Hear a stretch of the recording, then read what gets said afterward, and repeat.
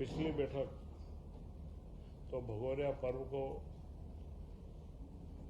देखते हुए बड़वानी के अंदर की गई थी और जिससे भगोरिया को एक राष्ट्रीय पहचान भी प्राप्त हुई है। आज की बैठक में महत्वपूर्ण मुद्दे जो थे वह एक तो जो 10 आईएएस के टॉप 10 टॉपर्स आए हैं उनमें से 2 युवा हमारे मध्य प्रदेश के आए हैं, इसलिए उनको हमने शुभकामनाएं भी दी। मुख्यमंत्री जी ने उसका उल्लेख भी करा कि हमारे प्रदेश के युवा लगातार प्रगतिशील हैं। इसी के साथ में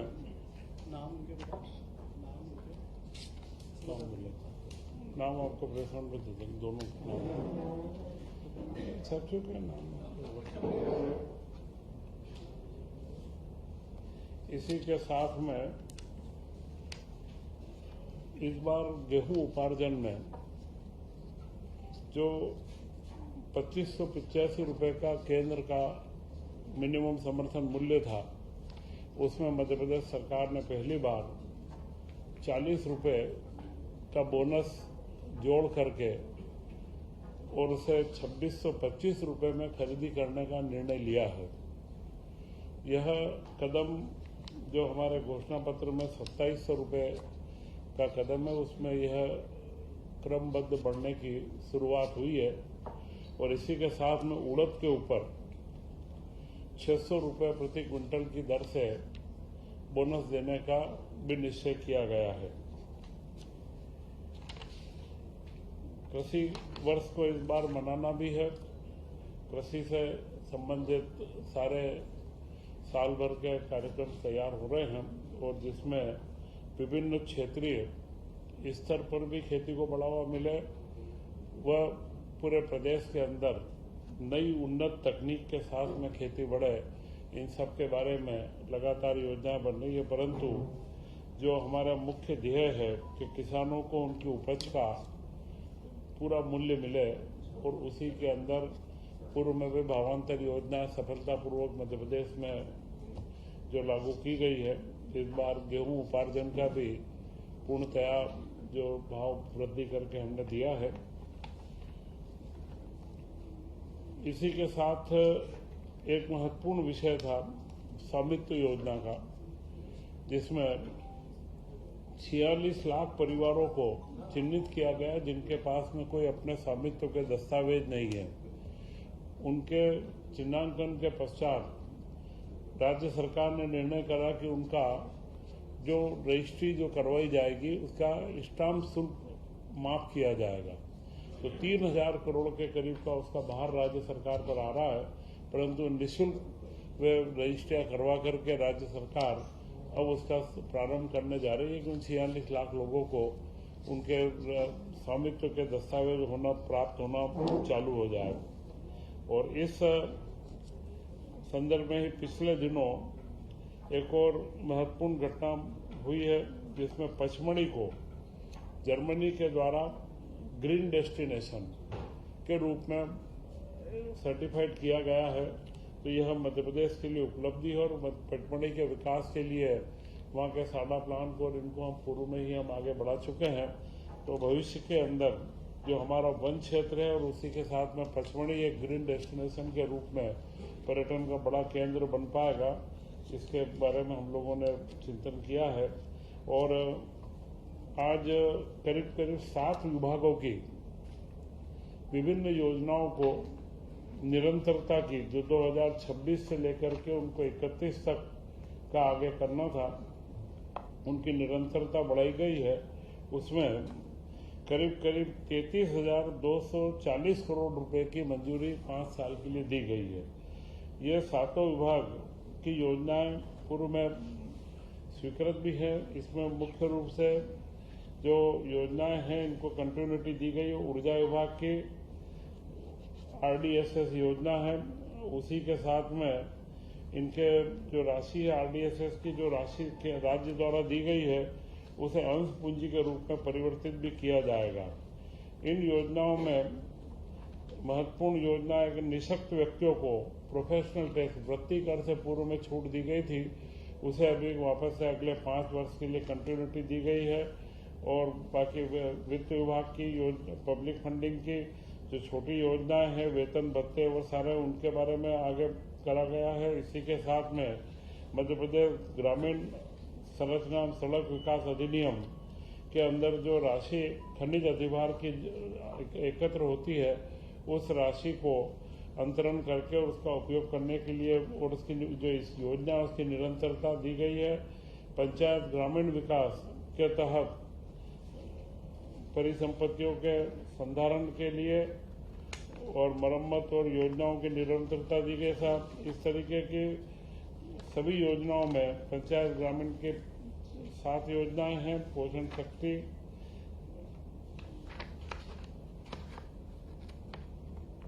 इसके साथ योजना आर्थिक सांख्यिकी विभाग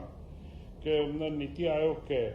सारे वेतन भत्ते और उनकी कंटिन्यूटी की योजना है। और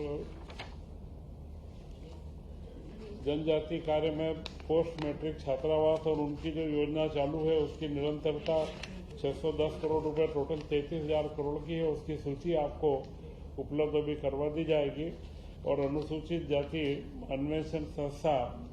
की निरंतरता दी गई है। जनजाति क्षेत्र में महिला बाल विकास में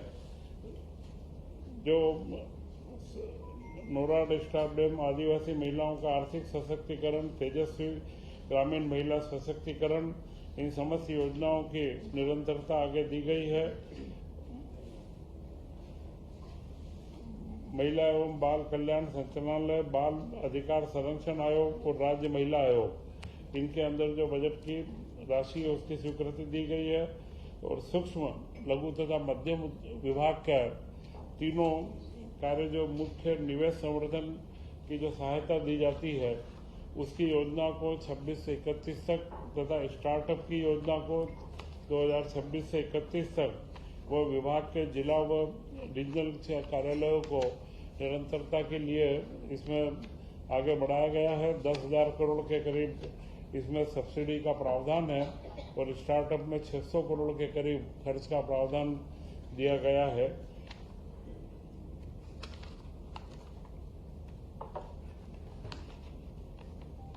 इसी के साथ में ESIC के 3 हॉस्पिटल मेहर, निमरानी, ये 3 अस्पतालों के बारे में कैमूर, कटनी का, इनको वहाँ पर स्टाफ की उपलब्धता को केंद्र सरकार इनके भवन बनवा रही है, स्टाफ की उपलब्धता राज्य सरकार को करना है, तो यह स्वीकृति दी गई है। और भी आगे भविष्य में राज्य बीमा निगम के माध्यम से जो केंद्र से मिलता है तो उसमें स्वास्थ्य विभाग से आपस में कोऑर्डिनेशन करके और आगे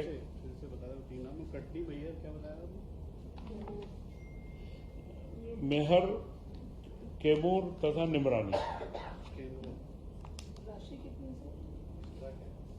इनमें पदों की स्वीकृति दे रहे हैं। उनकी डिस्पेंसरी है श्रमिकों के लिए, तो श्रम विभाग के माध्यम से इनमें पदों की स्वीकृति डॉक्टर्स की होगी और उसका नए औषधालय का निर्माण का पूरा खर्च भारत सरकार उठाएगी। और जो इसके बाद इसमें 51 पद लगेंगे, उन पदों के लिए हमारे यहाँ से स्वीकृति दी गई है। चितरंगी विधानसभा में एक व्यवहार न्यायाधीश का खंड व उसके नवीन पद का सृजन किए जाने की मांग लंबे समय से चितरंगी की थी, उसे भी आज स्वीकृति दी गई है। एक जिला एक उत्पाद, कुटीर ग्रामोद्योग विभाग, यह बड़ा महत्वपूर्ण क्षेत्र है कि 1 डिस्ट्रिक्ट 1 प्रोडक्ट में जो हमारे परंपरागत उत्पाद हैं और जो वहाँ के कारीगर हैं उनके जो नीतियाँ बनी हुई है उनकी निरंतरता की भी आज मंजूरी दी गई। और उसी के साथ में मुख्यमंत्री जी की मंशा है कि इन उद्योगों को अब वर्तमान समय में आधुनिकीकरण भी किया जाए। तो उद्योग विभाग और कुटीर लघु उद्योग विभाग मिलकर के इन प्रोग्राम को, इनके कार्यक्रमों को आगे बढ़ाए और इनके अंदर जो भी सहूलियतें हो सकती है क्योंकि समय के साथ में बदलाव काफ़ी आए हैं। इनके टेक्नोलॉजी डेवलपमेंट या इनके टेस्टिंग की लैब की स्थापना हो या कोई कॉमन फैसिलिटी हो, तो इन सब के लिए एमएसएमई, उद्योग विभाग एवं ग्रामीण कुटीर उद्योग के विभाग के माध्यम से तीनों को संयुक्त रूप से योजना बनाने के बारे में भी आज निर्देशित किया गया है, जिससे वन डिस्ट्रिक्ट वन प्रोडक्ट में, जैसा ये सीधी के अंदर दरी एवं कारपेट, दतिया में गुड़, अशोकनगर में चंदेरी हैंडलूम, भोपाल में जरी, जरदोजी, पर्स व जूट के उत्पाद, धार में बाग प्रिंट, सीहोर में लकड़ी के खिलौने, उज्जैन में बटिक प्रिंट, तो इनमें 37.5 करोड़ रुपए की डीपीआर तैयार की गई है कि इन प्रोडक्ट के विकास के लिए इनमें जहां पर जीआई टैगिंग की आवश्यकता है वो किया जाएगा, या जो टेक्नोलॉजिकल सपोर्ट की आवश्यकता उन सारी योजनाओं की निरंतरता की इसके अंदर निर्णय आज किया गया है। इसी के साथ आज के कैबिनेट में मुख्यमंत्री मोहन यादव जी ने एक महत्वपूर्ण योजना की शुरुआत भी करी है। वह जो निर्णय हुआ है, यह गुड गवर्नेंस के बारे में एक निर्णय है कि मुख्यमंत्री young interns governance good governance scheme, मुख्यमंत्री के नाम से यह यंग इंटर्न्स के लिए स्कीम रहेगी। इसमें हर ब्लॉक के अंदर मुख्यमंत्री young interns for good governance programme CMYIGGP, chief minister young intern for good governance programme.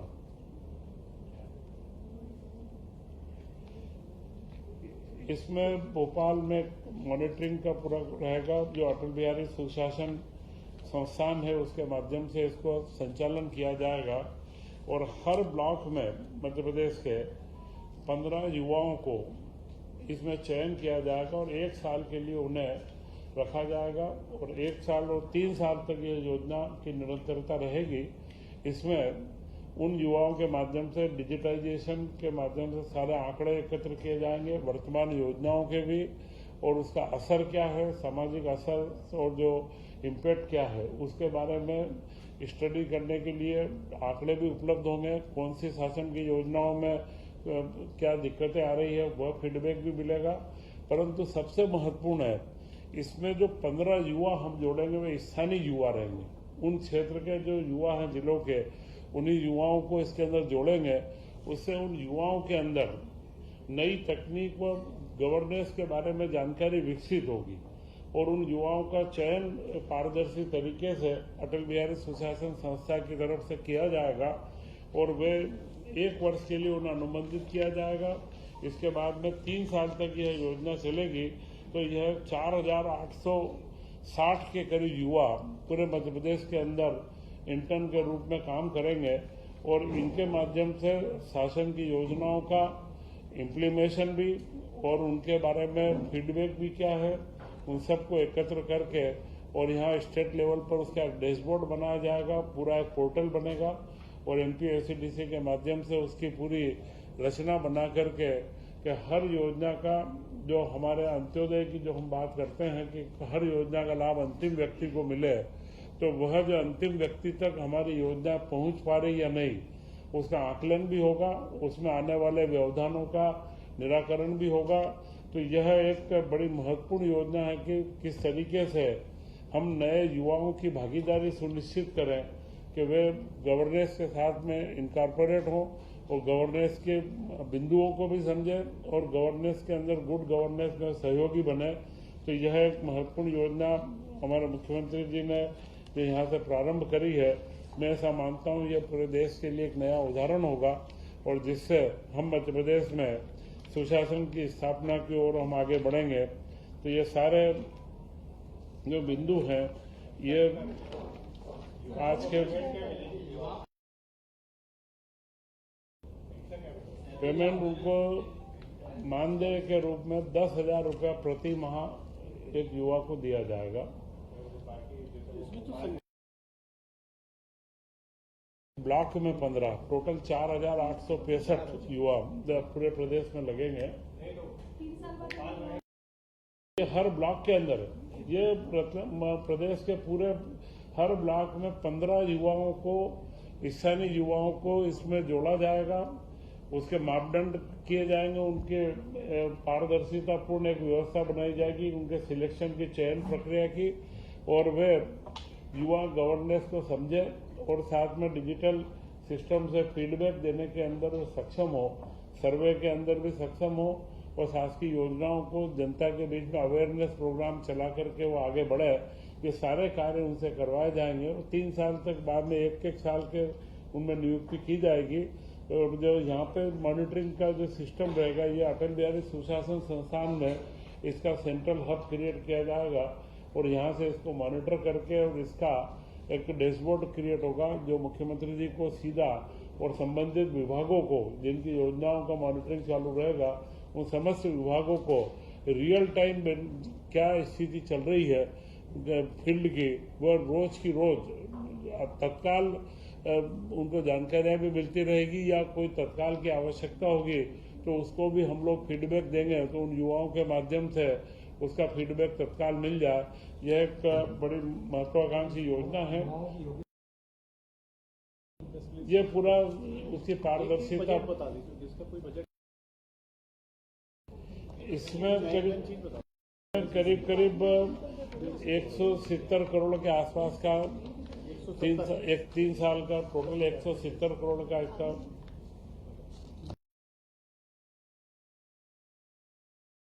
Atal Bihari सुशासन संस्था, गुड गवर्नेंस का आर्थिक सांख्यिकी विभाग में आता है वैसे, पर अटल बिहारी सुशासन संस्थान अपने आप में ऑटोनोमस बॉडी है, वह स्वतंत्र रूप से इसका संचालन करेगी, क्योंकि वहाँ पर गवर्नमेंट के नीति विषयों के ऊपर भी और सुशासन के ऊपर लगातार अपना ये काम हो रहा है। आप लोग जब भी वहाँ पर जाना आना रहा होगा, एक अच्छा संस्थान है और उसी के माध्यम से इन युवाओं को ट्रेंड भी किया जाएगा, जिससे युवाओं का भविष्य भी बनेगा। हर ब्लॉक में 15-15 युवा आधुनिक सर्वे सिस्टम और सरकारी तंत्र और उसकी योजनाओं के साथ में अवेयर होंगे। यह इसके अंदर 2 कार्यों का समावेश है और शासन को फीडबैक भी मिलेगा, तो यह योजना को लागू करने का निर्णय लिया गया है। और मुख्य रूप से अगला अभी तो 5-7 दिन बाकी है, परंतु नया वर्ष गुड़ी पड़वा का आ रहा है। मैं आप सब लोगों को भारतीय नव वर्ष की बहुत बहुत शुभकामनाएं देता हूं। और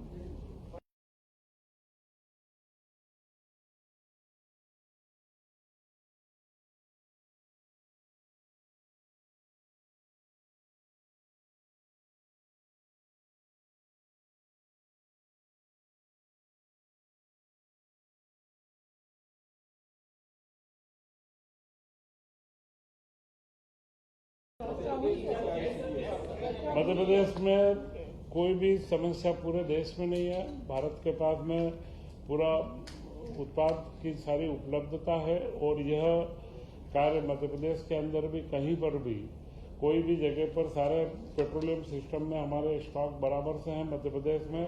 और मुझे नहीं लगता है कि मध्य प्रदेश में कहीं कोई कमी अभी ऐसी महसूस हो रही है।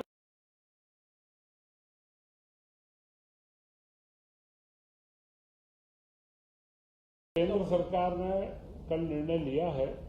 इसके पीछे कोई कारण हो सकता है कि कमर्शियल सिलेंडरों का तत्काल आना जाना या तो उनका जो ट्रांसपोर्टेशन सिस्टम है उसके लिए हो सकता है, तो कमर्शियल सिलेंडर के ऊपर ही सिर्फ रोक लगी है, बाकी घरेलू सिलेंडरों में। और यह अभी